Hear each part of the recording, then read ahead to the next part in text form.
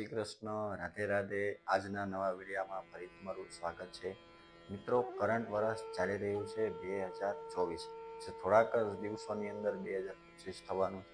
પરંતુ વિક્રમ સંવત 2081 જે શરૂ થઈ ગયું છે એ મીન રાશિના જાતકો માટે કેવું રહેવાનું છે.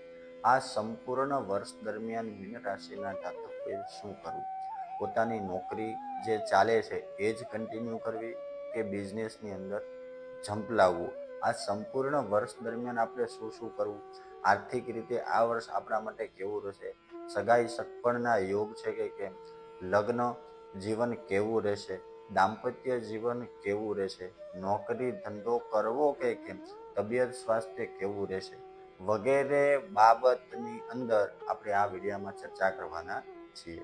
મીન રાશિના જાતકો દયાળુ, નમ્ર, શાંત અને હર હંમેશ પોતાની બુદ્ધિમત્તાને લઈ અને કાર્ય કરવા વાળા, સાથે સાથે નિયમિતતા મુજબ પોતાનો ટાઈમ શેડ્યુલની સાથે કાર્ય કરવા વાળા કહી શકાય. કુટુંબ પરિવારને સાથ સહકાર અને સપોર્ટ આપવા વાળા. વ્યવસાયની દ્રષ્ટિએ આ વર્ષ તમારા માટે ઘણું સારું રહેશે.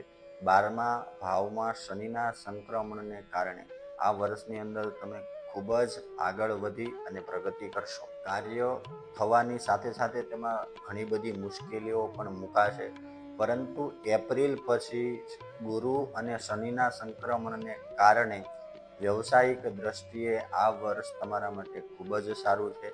જો તમે કોઈની સાથે પાર્ટનરશિપની અંદર કાર્ય કરો છો તો એ કાર્યની અંદર પણ તમને ખૂબ જ સારી સફળતા મળી શકશે. ઘણીવાર એવું લાગશે કે આટલી બધી મહેનત કરવા છતાં ફળ ઘણું ઓછું દેખાઈ રહ્યું છે, પરંતુ નિરાશ ન થવું, હતાશ ન થવું.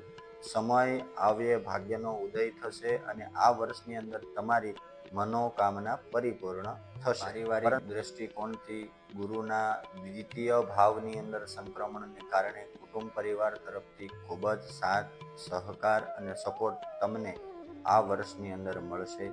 સાથે સાથે પોતાના માતા પિતા, ભાઈ કે મોટા ભાઈ એમના તરફથી પણ ખૂબ જ સારો પ્રેમ આ વર્ષ દરમિયાન તમને મળશે. કેતુના કારણે પારિવારિક સમસ્યાઓ થોડીક તમને જણાશે, પરંતુ હતાશ ન થવું, નિરાશ ન થવું.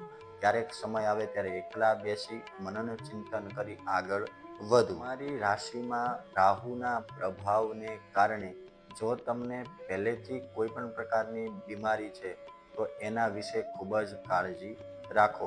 આ વર્ષ દરમિયાન તબિયત સ્વાસ્થ્ય થોડો ઉતાર ચઢાવ રહેશે, પરંતુ જો પહેલેથી કોઈ બીમારી ચાલી આવે છે તો એનું ચોક્કસ નિદાન આ વર્ષની અંદર થશે.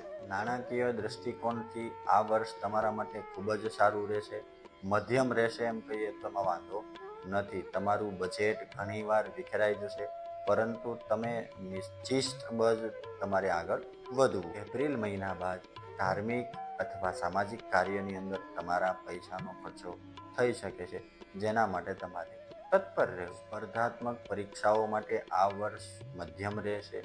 સામાન્ય રીતે મહેનત કરતા વિદ્યાર્થીઓને થોડી વધારે મહેનત કરવાની જરૂર રહેશે.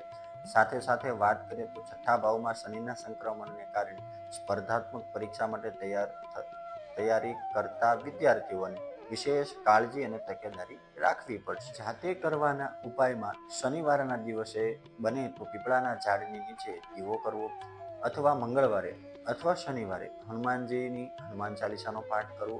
મિત્રો, આજના વિડીયોમાં આટલું. આ વિડીયો તમને ગમ્યો હોય લાઈક કરો, શેર કરો, સબસ્ક્રાઈબ કરો. જય શ્રી કૃષ્ણ, રાધે.